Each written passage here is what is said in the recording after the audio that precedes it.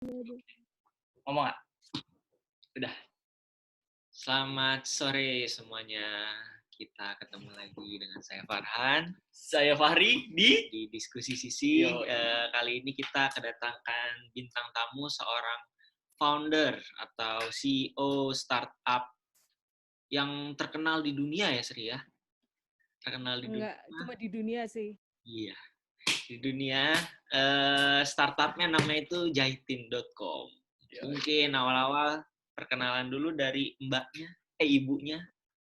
Mbak atau Ibu nih Oh, manggilnya? nama saya. Formal. Tante. Oke. Tante gimana, Nama Tante? saya Iya, terima kasih anak-anak. Nama saya Asri Wijayanti, saya dari jahitin.com. Udah gitu doang. Terima kasih ya atas waktunya. Oke, Terima kasih makasih sudah juga menyempatkan udah waktunya ya, Bu, ya. menyempatkan. Terima kasih. Mungkin bisa dijelaskan dulu untuk awal-awal jahitin.com itu apa? Oke, jadi jahitin.com itu startup bisa dibilang social enterprise, di mana kita fokus untuk bantuin para penjahit lokal supaya mereka itu bisa lebih berdaya melalui pengembangan teknologi dan juga pendidikan. Gitu. Oh gitu. Bingung kan mau jawab apa? Gitu. Nyampeinnya kayak gitu ya, setiap pitching ya? Iya, Udah hafalan banget, jangan dibongkar dong. udah hafalan banget. Kemarin barusan itu soalnya take. Sombong Lanjut. banget. Sombong banget. Salah. Kamu tuh kalau misalnya ada narasumber nggak boleh digituin, Aa. Sorry. Kan beda emang cucu nenek. Iya. Fahri mau nanya nggak? Mau dong, mau Masih nanya udah dong. tahu. Lumayan. Kalau gimana, kenapa akhirnya milih startup dan kenapa harus penjahit? Itu aja dulu. Oke, karena problem susahnya cari penjahit itu udah aku rasain dari SMP. Dari SMP susah cari penjahit, SMA masih tetap aja susah cari penjahit, terus kuliah masih aja sama susah cari penjahit. Padahal kayak udah sekitar 6 tahun dan ganti-ganti kota gitu. Dan aku temuin problemnya itu sama terus. Dan juga aku mikir kan waktu itu aku kuliah ilmu ekonomi pembangunan tuh. Terus aku mikir nih, enggak, kamu beda, kamu syariah. Lanjut. Terus aku mikir nih, kalau misalnya arsitek pengen kasih sesuatu untuk negaranya, mereka tinggal bikin bangunan, jembatan, segala macam.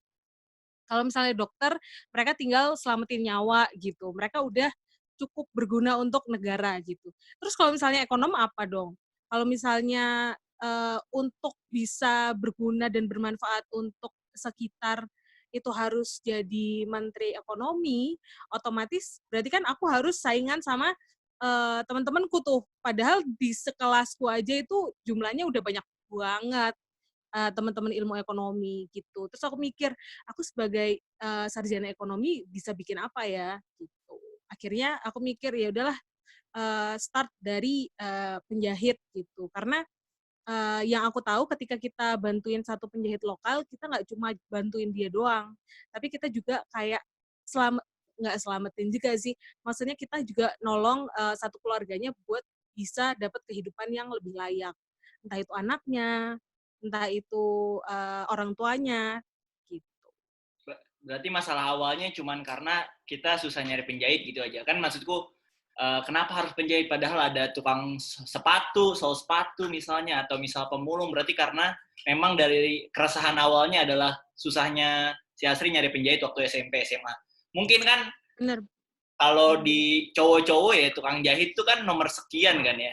Bener nggak sih maksudku? Aku kemarin baca sekecil-kecilan sih. Ini segmen pasar berarti emang mahasiswa-mahasiswa atau mungkin pelajar-pelajar khususnya di cewek-cewek yang kesulitan lah ya untuk mencari penjahit ini, atau gimana sebenarnya? Di awal gitu. Jadi di awal itu kita cuma fokus ke penjahit rumahan yang bisa jahitin baju yang personal gitu. Tapi setelah kita tahu, oh ternyata penjahit nggak cuma itu doang. Ada juga penjahit konveksi, ada juga penjahit yang ngejahit kaos. Dan di awal kan kita fokusnya ke customer ya. Nah, sekarang kita mulai lihat nih, oh ternyata penjahit itu juga butuh pelatihan gitu. Oh ternyata penjahit juga butuh beli bahan, makanya kita adain yang namanya Jahitin Academy. gitu. Kita start Jahitin Academy di 2019 buat kasih pelatihan ke para penjahit, semua penjahit sih gitu. Kalau misalnya bilang segmen pasarnya cuma cewek-cewek doang, enggak. Kenapa? Karena kalau misalnya nggak ada penjahit, kalian sekarang nggak pakai baju, cuma pakai kain doang. Betul ya, betul. Oh, Kan iya. dulu prasejarah nggak pakai baju cowok, males. Ah, kata siapa? Oke. Tadi sempat disinggung pelatihan. Ini pakai kartu prakerjanya Pak Jokowi atau kayak gimana ya? Enggak, jadi sebelum prakerja launching, itu kita udah start duluan, gila. Visioner banget nggak sih? Sebelum ada Skill Academy, sombong banget gue. Sebelum ada Skill Academy, itu kita pernah adain Jahitin Academy sekali. Sekali di tahun 2017. Itu kita adain Jahitin Academy di Surabaya untuk pertama kalinya dengan modal sendiri. Jahitin.com tuh udah lama ya? Dari tahun berapa kalau boleh? Dari 2016, Om. Wah, gila. Sekarang Anda teman saya, tapi Anda nggak ngerti ya? Udahlah, nggak kenal aku. Berarti udah jalan 4 tahun. Wah, lanjutin. Di saat kita jualan itu, nggak usah disebutin. Okay. Ini nggak mungkin.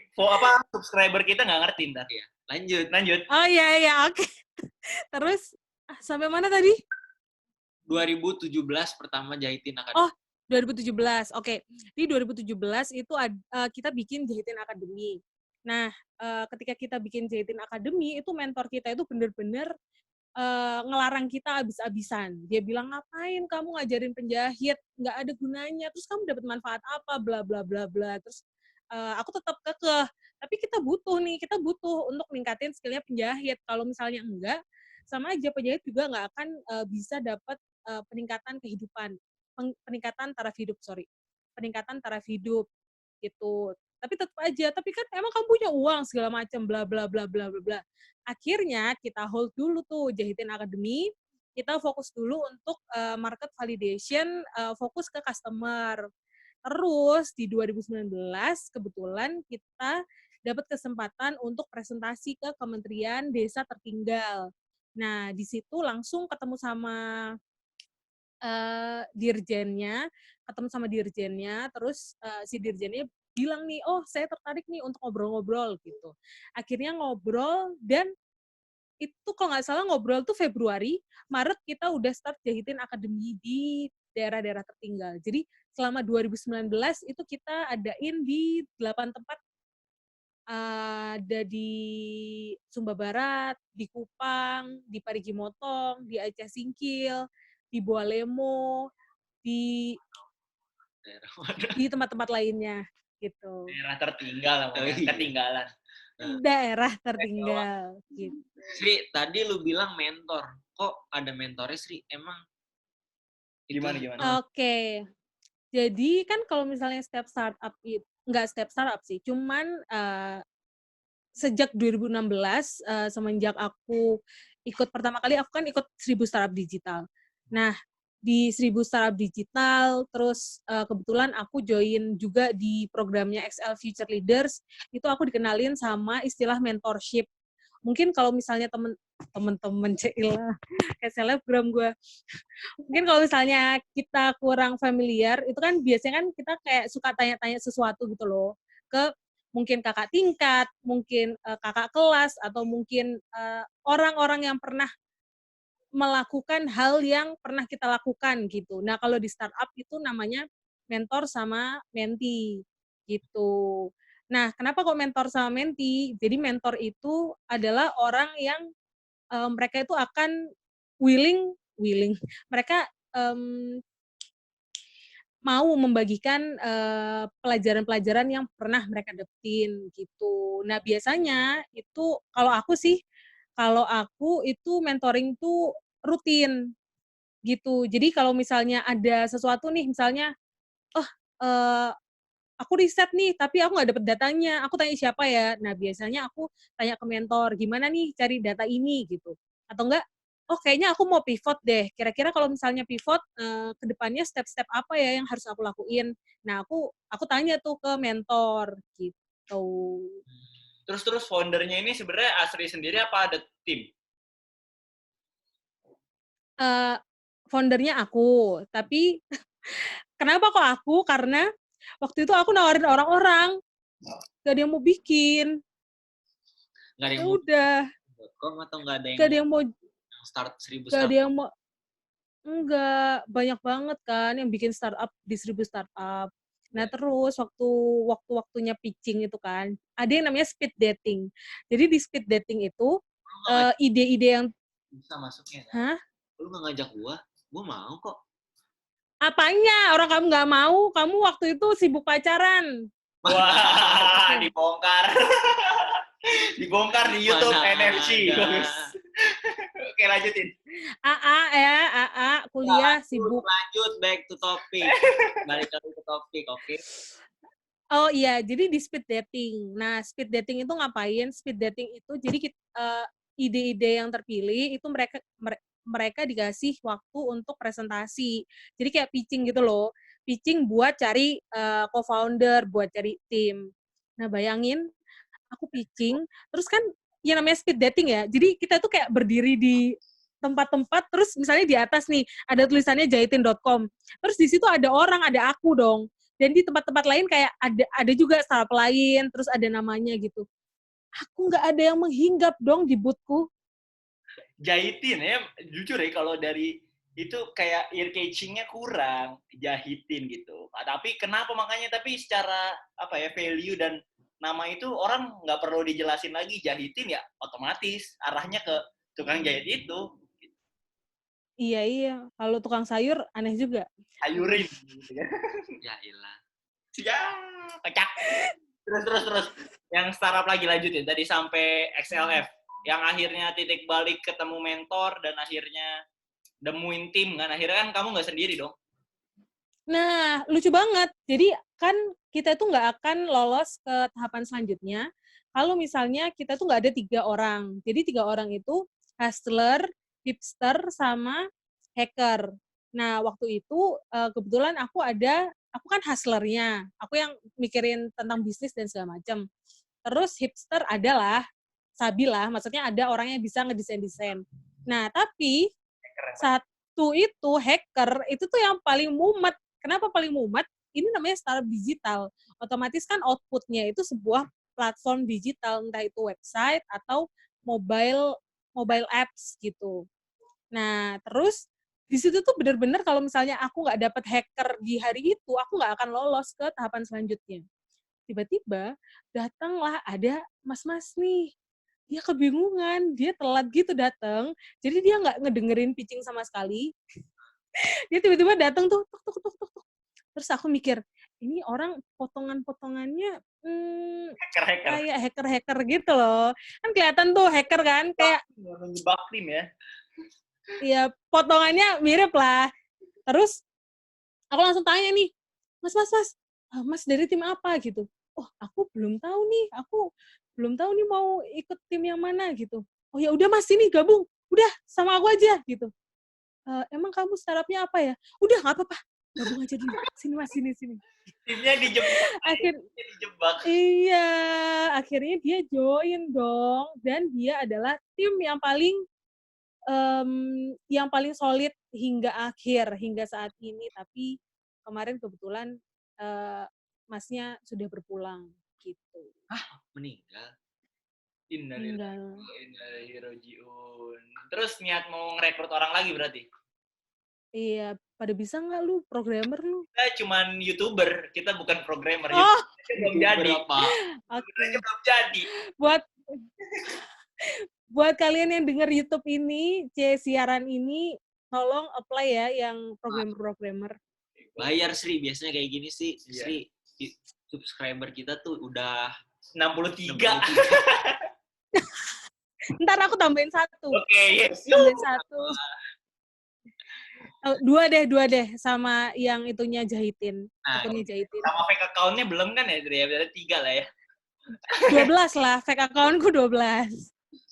Gampang. Tri. Terus dari yang lomba-lomba apa, pernah ngedapetin apa nih Tri akhirnya dari jahitin.com ini?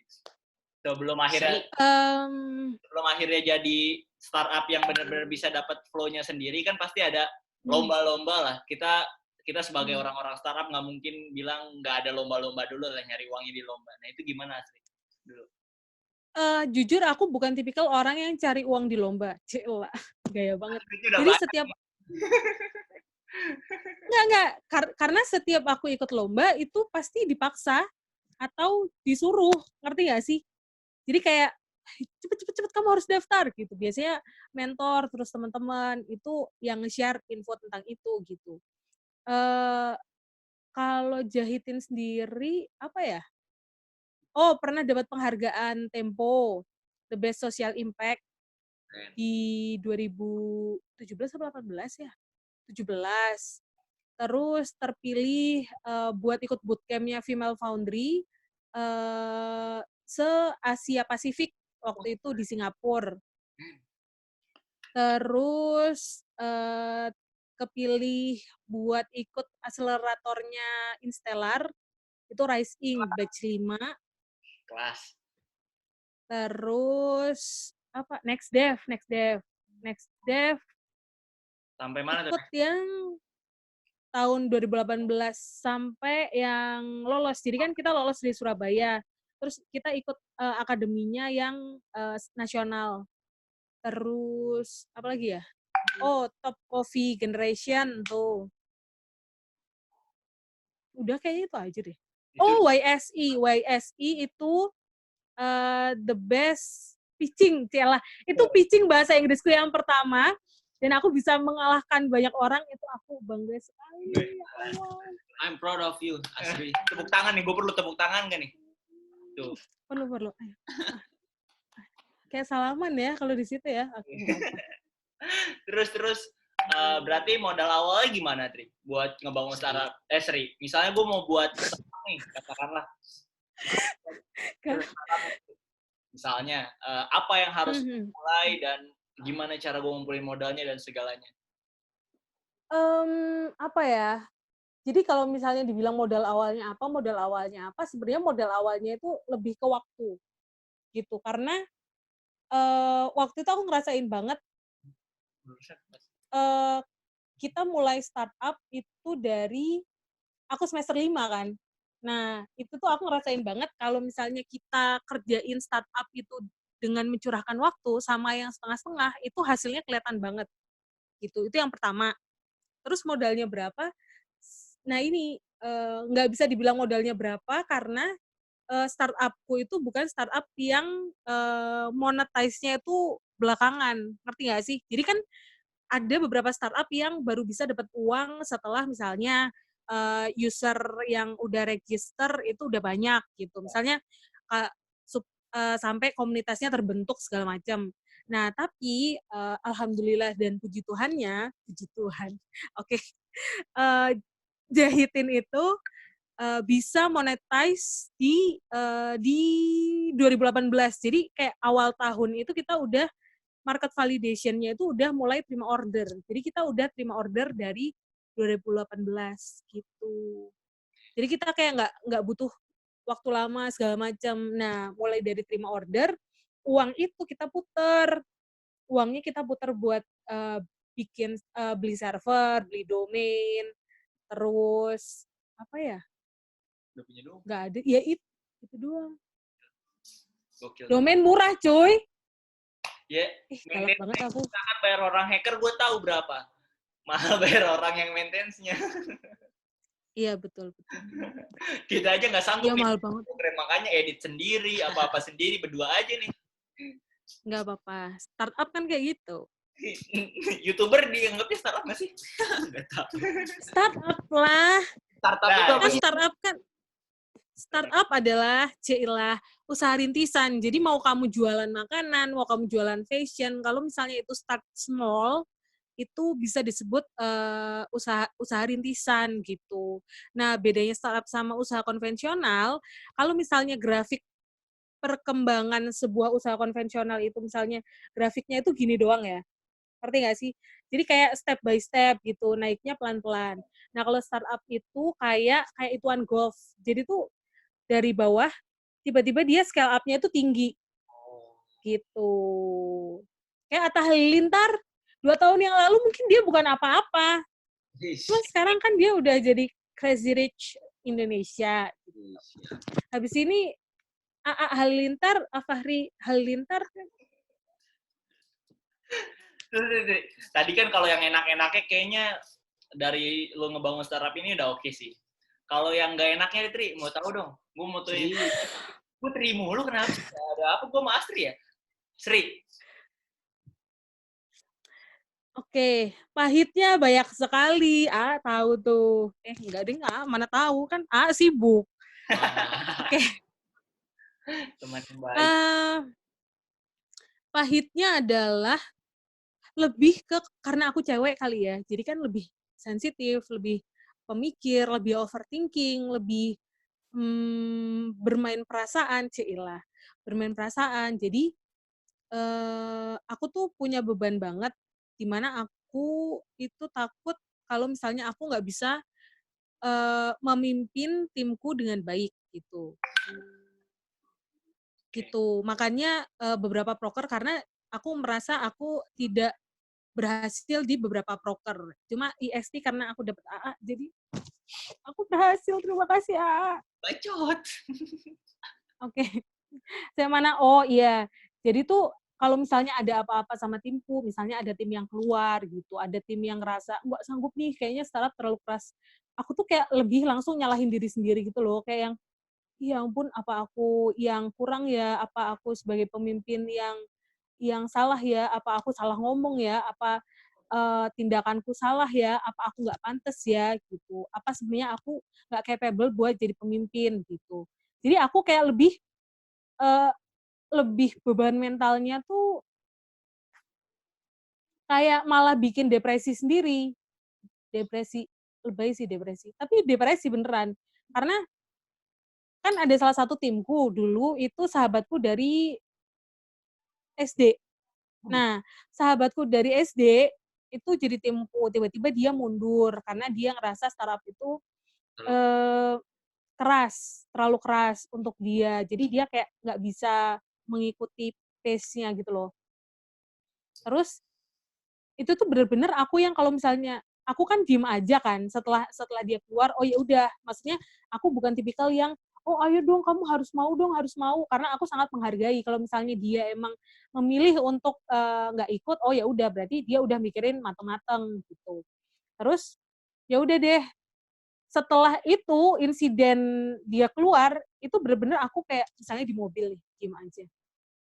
Terus masku tanya, kenapa sih kamu diem aja? Aku bisa tiba-tiba langsung teriak gitu. Teriak tuh maksudnya nangis. Nangisnya tuh sambil lebay gitu loh, kayak gitu-gitulah. Pokoknya aduh, malu sendiri kalau nginget. Bisa nangis selebay itu. Terus kalau misalnya lagi mandi, inget banget tuh, aku lagi mandi ya, keinget hal itu, nangis. Jadi kayak yang di film-film itu beneran ada. Nangis sambil airnya mengalir, itu bener-bener airnya tuh pedih banget kehidupan. Itu tuh saat-saat pedih gitu.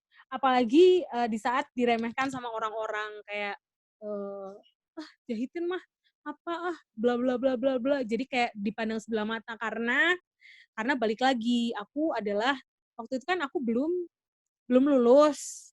Aku belum lulus. Sekarang pun lulus masih juga dianggap fresh grade. Bayangin ya, sebelum lulus itu dianggap dia kan masih anak kuliah gitu. Setelah lulus dianggap dia kan fresh grade gitu. Dianggap sama Setelah siapa? beberapa tahun lingkungan. Belum tahu kalau lu CEO kayaknya, Sri. Justru dia tahu CEO, cuma dia kan mikirnya apaan CEO tapi nggak punya pengalaman kerja, apaan CEO tapi nggak pernah kerja, apaan CEO tapi bla bla bla bla. Nah, itu pertanyaan berikutnya, Sri. Itu pertanyaan berikutnya. Ini pandangan orang lain kan, pertama, gue sebagai buruh startup ya dulunya ya. Gue dulu juga buruh startup. Nah, yang pertama, lu cewek ya kita paham lah pandangan orang tentang wanita. Terus yang kedua, S1. Sekarang kan lulusan Harvard segalanya, seolah-olah startup tuh kelasnya harus di atas gitu. Dan anak millennials banget. Terus yang ketiga, istilahnya adalah jam kerja yang ya startup lu tau lah kerasnya startup gimana. Kita nggak pernah ada yang tahu dan nyari tim aja susahnya kayak gitu. Gue pengen tahu pandangan lu terhadap 3 hal itu aja. Yang pertama tentang wanita, yang kedua tadi tentang gelar, yang ketiga ya tentang itu jam kerja. Oke, yang pertama tentang perempuan. Nah, awalnya itu aku nggak ngerasa sama sekali karena justru di startup itu aku ngerasanya kayak setara gitu loh. Entah aku yang bodoh amat ya. Cuman lingkunganku yang distribusi startup itu kan kita langsung dapat coworking, maksudnya dapat fasilitas coworking space gitu. Dan mereka itu kayak saling bantu gitu loh, kayak misalnya kamu nggak bisa apa. Dan itu kayak nggak ada perbedaan entah itu cewek atau cowok. Nah, yang aku rasain kalau misalnya wanita dan laki-laki itu berbeda adalah ketika aku presentasi justru keluar pitching gitu loh. Kalau aku pitching misalnya ke daerah tertinggal, ke instansi-instansi government gitu. Itu itu kelihatan banget bedanya. Bisa-bisanya aku kan maksudnya aku tipikal orang yang selalu mempersiapkan presentasiku dengan sangat matang.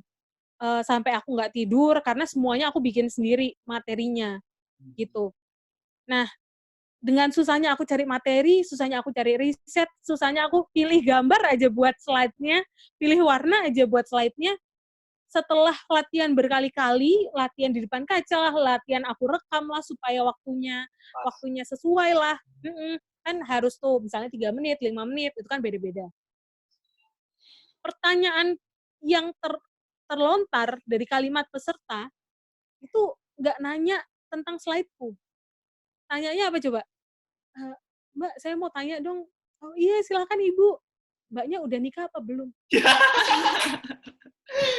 Nggak sama masuk kalimat materinya ya. Terus tanggapan lu gimana? Cuman kayak kamu ngerasain nggak sih kayak kamu udah kumpulin tugas, bikin skripsi tebel-tebel, tiba-tiba pertanyaannya nggak nyambung. Kayak itu harga Karena gue ngerasa skripsi gue juga sampah sih.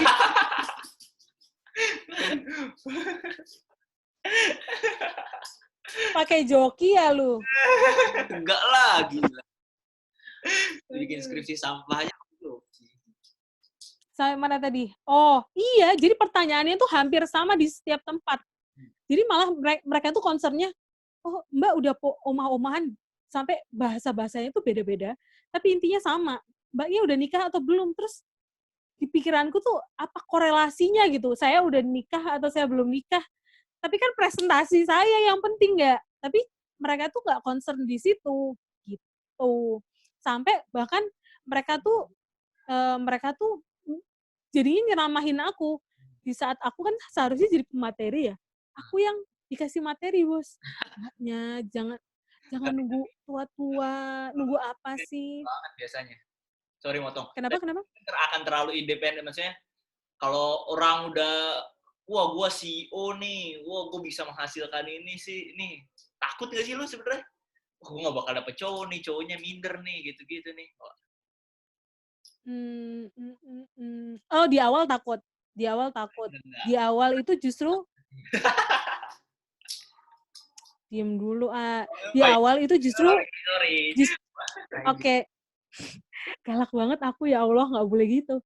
Jadi di awal itu kan jadi itu awalnya itu kan aku kayak punya life plan dalam hidup kan. Kayak pas aku SMP kayak aku mikirin nih, oke, di tahun segini aku bakal mencapai apa yang harus aku punya, aku harus dapat apa, atau aku harus bisa menghasilkan apa gitu, karya apa. Nah, jadi dari SMP, SMA itu aku udah ngeset nih, oke, kamu habis S1 langsung S2, langsung S3. Aku mikirnya gitu. Nah, baru di situ aku takut tuh, karena kan belum kuliah, nggak ngerti susahnya. Jangan diketawain dong. Ya bagus. Gitu. Lanjut. Kita kasih tepuk tangan lagi nih. Oke, lanjut. Sama banget. Jadi kan kayak mikir nih, oh aku pengen S2 gitu. Nah, ketika aku pengen S2, baru aku takut nih, nanti kalau misalnya nggak ada yang mau sama aku, gara-gara aku S2 gimana ya? Tapi setelah aku nemu startup, ketemu dunia startup, aku jadi sadar kalau misalnya hidup itu nggak cuma tentang menikah di waktu yang bukan, maksudnya di umur yang tepat gitu. Karena kan aku selama ini mikir, oh pasnya kalau nikah itu 23, 24, 25 gitu, biar ntar kalau punya anak nggak ketuaan gitu. Terus aku mikirnya cuma, oh ya udah yang penting aku nikah di tahun itu, nggak peduli sama siapa gitu. Tapi setelah semakin dewasa, semakin mengerti asam garam kehidupan, jadi mikir kayak ya ya sebenarnya pasangan tuh yang penting bisa nyambung ngobrolnya gitu loh. Jadi Back to tuh topic. nggak, Back to topic. iya maksudnya jangan khawatir buat akhirnya nggak dapet atau pasti semua ada jodohnya gitu.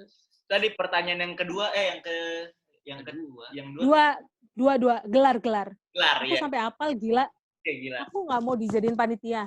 Oke. Oke. Jadi yang kedua itu gelar. Oke.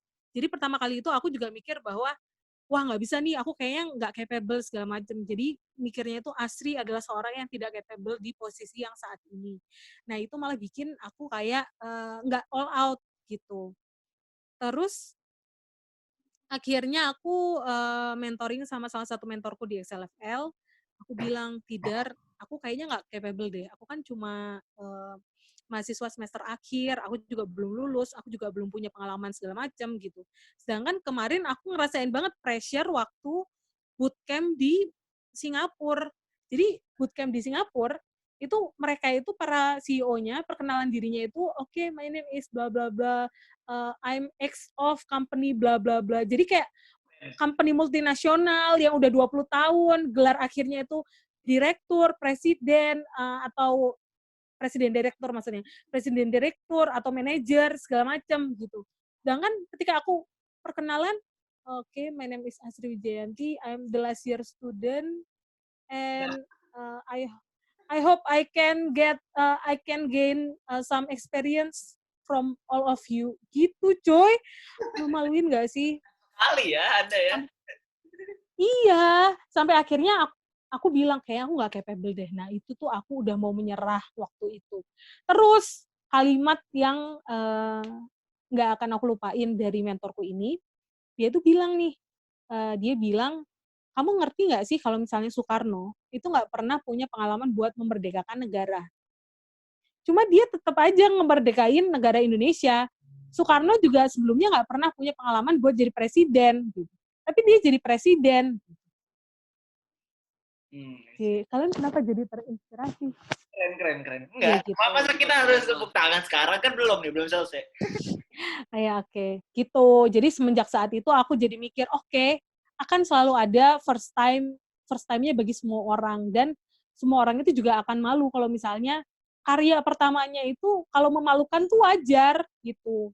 Kayak Dan gini. banyak banget itu yang bikin, iya, maksudnya Atta Halilintar juga kamu lihat video pertama juga pasti nggak oke lah. Terus maksudnya siapapun, entah itu Facebook zaman dulu atau Instagram zaman dulu, pasti itu UI UX-nya jelek banget, jelek parah gitu. Even segede Gojek pun dia tuh start with small things dengan mulai dari call center. Terus kita siapa? Kecuali kita pemilik OVO gitu yang bisa bikin OVO dalam waktu yang singkat Oke. gitu. Mungkin Jadi kita harus semangat. karena udah azan juga kita buka puasa dulu. Mungkin pesan buat teman-teman yang nonton video ini, insya Allah ada yang nonton. Mudah-mudahan ya nonton. Mudah-mudahan buat teman-teman di sana yang Target mau, kita bulan ini 1000 subscriber. buat teman-teman di Ntar luar sana aku yang sumbang deh. mau mulai usaha, mau mengembangkan startupnya mereka, apa Sri? Ih, azan. Iya makanya. Apa ya? Jalanin aja. Sumpah. Jadi nggak usah kebanyakan mikir. Kalau misalnya ada ide, langsung eksekusi. Meskipun idemu busuk, ketika kamu eksekusi, kamu ngerti nih, oh ternyata busuk nih ide gue, gitu. Jadi ngerti gitu loh. Kayak misalnya kamu, sebenarnya startup tuh kayak cewek. Kalau misalnya kamu, wih gila nih, cewek cakep nih, gitu. Kalau misalnya kamu nggak ngedeketin, kamu nggak tahu nih, kamu dikasih lampu hijau, lampu merah, atau lampu kuning, gitu kan, gitu. Makanya kalau misalnya ada ide mau bikin usaha segala macam, udah jalanin dulu aja, nggak usah banyak mikir. Kalau misalnya ada ide, oh aku mau bikin YouTube nih, oh aku mau start podcast nih, mulai aja, pasti bakal busuk pertama-tama. Pasti bakal jelek, dan itu wajar. Gitu. Terima kasih Asri atas sharing-sharingnya dengan pesan yang Nomor bagus sekali tadi terakhir. Karena Asri sibuk juga kan. Abis ini mau kemana, Sri? meeting. Oh, udah make up gitu udah pasti meeting. Karena Asrinya sibuk, abis ini jadi kita nggak bisa lama-lama. Terima kasih atas waktunya Asri. Tunggu. Apa tuh? Nomor rekeningnya. Ya, nanti dong. Nunggu kita bisa ngambil dulu monetize. Ini belum bisa nih, maaf. Oke, makasih semua yang udah nonton. Dari kita. Terima kasih. Makasih semuanya. Assalamualaikum. Assalamualaikum.